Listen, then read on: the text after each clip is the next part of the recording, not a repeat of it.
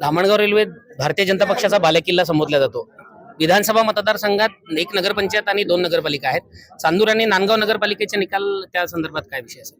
ते निश्चितपणे थोडे निराशाजनक आहेत, कारण मागच्या कार्यकाळामध्ये माझ्या कार्यकाळात व माननीय देवेंद्रजी मुख्यमंत्री असताना मोठ्या प्रमाणात कामं आम्ही त्याही ठिकाणी केले आणि भविष्यातही खूप कामं आणि खूप चांगल्या गोष्टी करण्याची तिथे इच्छा होती, अपेक्षा होती। परंतु आता काय चुका झाल्या त्या निश्चितपणे आम्ही आता त्याबद्दल विचार निश्चितपणे करू। परंतु हा कौल निश्चितच थोडासा चांदूर व नांदगावबद्दल निराशाजनक आहे। परंतु आता कुठं चुकलं, काय झालं याचं चिंतन करून पुढे त्या दुरुस्त करण्याचा आम्ही निश्चित प्रयत्न करू। परंतु एवढ्या मोठ्या प्रमाणात कामं झालेली असताना आणि भविष्यात अजून पुढं मोठ्या प्रमाणात आम्हाला कामं करायची असताना या पद्धतीने निर्णय येणं हे थोडं अपेक्षित नव्हतं। धामणगाव शहराचा विचार केला तर उत्तर आणि दक्षिण भागांमध्ये धामणगाव शहर विभागले गेलेलं आहे।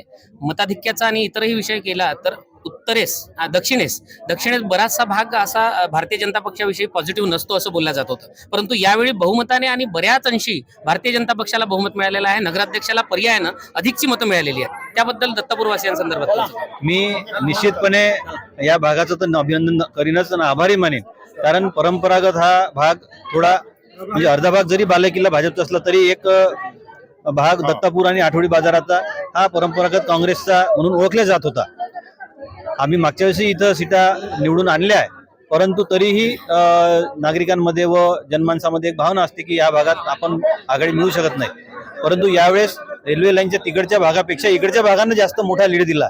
त्याबद्दल मी सगळ्यांचं मनपूर्वक आभार मानतो आणि विशेष करून कार्यकर्त्यांचे सुद्धा अभिनंदन करीन की त्यांनी खूप मेहनत घेतली, लोकांमध्ये विश्वास निर्माण केला की आम्ही तुमच्या कामी पडू शकतो, तुमचे काम जास्तीत जास्त करू शकतो आणि खूप चांगला विजय त्यांनी दिला, त्याबद्दल मी आभार। शहरात निवडणूक काळात काही लोकांकडून विरोध करत असताना किंवा प्रचाराचा अजेंडा म्हणून घराणेशाहीचा आणि इतरही विषय बऱ्याचशा ठिकाणी हे झालेला होता आणि आता नव्यानं आलेल्या निकालात नगराध्यक्ष अक्कासाहेब अडसड आहेत। पर्यायानं नगर परिषदेच्या तख्तावर एक हाती सत्ता भारतीय जनता पक्षाची आहे। अशा वेळी तुम्ही त्या लोकांना काय सांगाल? ज्यांनी आरोप केले त्यांना उत्तर जनतेने दिलेलंच आहे। मी काही वेगळं सांगायची फार गरज आहे असं वाटत नाही आणि हा जो कौल दिलाय हा त्यालाही एक मोठं उत्तर आहे आणि ते आरोप तथ्यही नव्हते। मी आधी सांगितलं, आताही सांगतो की घराणेशाही ही संकल्पना जी आहे किंवा याची डेफिनेशन जी आहे ती करत असताना आपण विचार केला पाहिजे की एखादा व्यक्ती राजकारणात असलेला प्रमुख व्यक्ती निवृत्त होऊन अचानक कुठेतरी त्या राजकारणाशी संबंधित नसलेल्या आपल्या वारसाला घेऊन येतो आणि डायरेक्ट लॉन्च करतो, जसं काँग्रेसमध्ये वरच्या स्तरावर यांच्या राष्ट्रीय स्तरावर घडून राहिलं आजपर्यंत की कुठं राजकारणात नसताना डायरेक्ट जागा खाली झाली म्हणून ते लॉन्च होऊन राहिले। त्या पद्धतीने जर केलं त्याला घराणेशाही म्हणू शकतो आपण। पण सातत्यानं 25-30 वर्षापासून एखादा परिवारातला सदस्य पक्षासाठी काम करून राहिला, जनतेसाठी काम करून राहिला, माझ्यापेक्षाही आधीपासून ती काम करून राहिली पक्षासाठी, पण अशा वेळेस ती त्या घरातली आहे म्हणून तिला नाकारणं हा एका प्रकारे कार्यकर्त्यावर अन्याय असं मला वाटते। कारण कार्यकर्ता हा कामातून ओळखला जातो, परिवारातून ओळखला जात नाही। निश्चितच माझा शेवटचा प्रश्न असा असेल, भारतीय जनता पक्षाचे ज्येष्ठ नेते अरुणभाऊ वडसड ज्यांनी विदर्भात भारतीय जनता पक्षाला मोठं केलं, त्यांच्या परिश्रमानं भारतीय जनता पक्ष तालुक्यातच नव्हे तर विदर्भात वाढला असं आपण म्हणतो। असंही बोललं जातं की भारतीय जनता पक्षाचा चेहरा म्हणून, अरुणभाऊंचा चेहरा म्हणून तुम्हाला आमदारकी सुद्धा मिळाली। आता नगराध्यक्ष पदावर अक्कासाहेब अडसड सुद्धा सत्ता पक्षाच्या नगराध्यक्ष म्हणून बसतील। अशा वेळी तुम्ही दादा म्हणून किंवा मग एक बहिणीचा भाऊ म्हणून किंवा एका वडिलांचा पुत्र म्हणून भाऊंकडे कसं पाहता?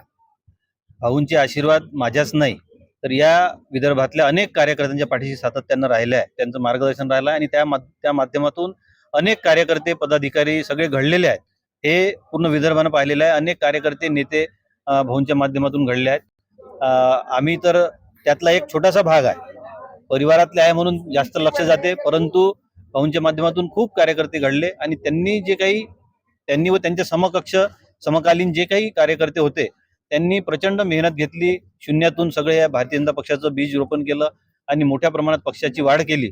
त्यामुळेच आज जे काही आम्ही ही सत्तेची फळं चाखून राहिलो आहे हे त्यांचे आशीर्वाद आहे, त्यांची मेहनत आहे, त्यांचे कष्ट आहे आणि त्यांच्या मार्गदर्शनातच आम्ही तयार झालो, त्यांच्या संस्कारातून आम्ही घडत गेलो आणि त्याचाच आज जो आपल्याला विजय दिसून राहिला हे त्यांच्या मेहनतीचं, कष्टाचं, मार्गदर्शनाचं आणि त्यांनी दिलेल्या आशीर्वादाचंच फळ आहे। निश्चितच भारतीय जनता पक्षाच्या ज्येष्ठ नेते अरुणभाऊ वडसड यांच्या परिश्रमाचं, त्यांच्या कष्टाचं फळ भारतीय जनता पक्षाच्या नगरपालिकेवर सत्तेत आल्याचं आहे। देशोन्नतीसाठी मंगेश भुजबळ, धामणगाव।